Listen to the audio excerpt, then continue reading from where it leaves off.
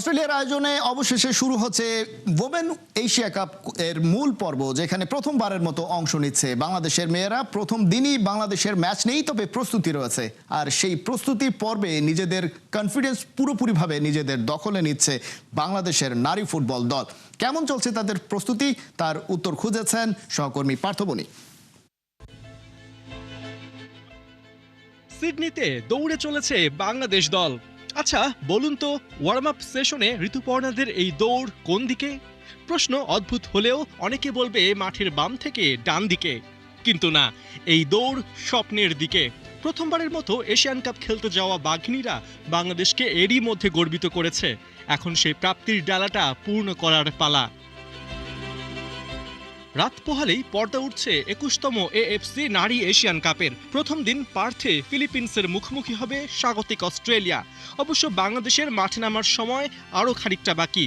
৩রা March বাঘিনীদের match defending champion চীনের বিপক্ষে। ১৯৭৫ সাল থেকে নারী এশিয়ান কাপের যাত্রা শুরু হলেও ৫১ বছর পর বাংলাদেশের অভিষেক হতে যাওয়ায় আফিদাদের ওপর প্রত্যাশাটাও অনেক। তাই তো একটু আগেভাগেই অস্ট্রেলিয়ার সিডনিতে এসে নিজেদের মতো প্র্যাকটিস করেছে বাংলাদেশ দল। কিন্তু কথা হলো, বাইরে থেকে সব ওকে দেখালেও দলের প্রিপারেশন কি 10 on 10 হচ্ছে?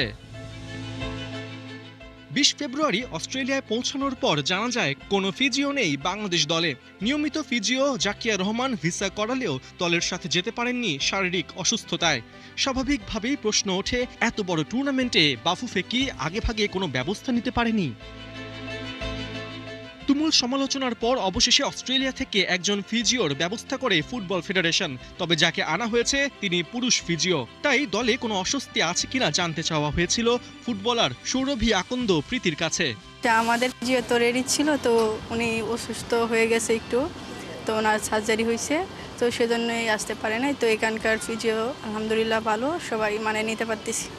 মূল লড়াইয়ে নামার আগে বাংলাদেশ দল ওয়েস্টার্ন সিডনি ওয়ান্ডারার্সের বিপক্ষে একটা ক্লোজ ডোর ম্যাচও খেলেছে। ওই ম্যাচের পর বাটলার 2টা সেশনও পার করেছেন। নতুন কন্ডিশনে ভুল ভ্রান্তিগুলো কি দূর করতে পারছেন ফুটবলাররা?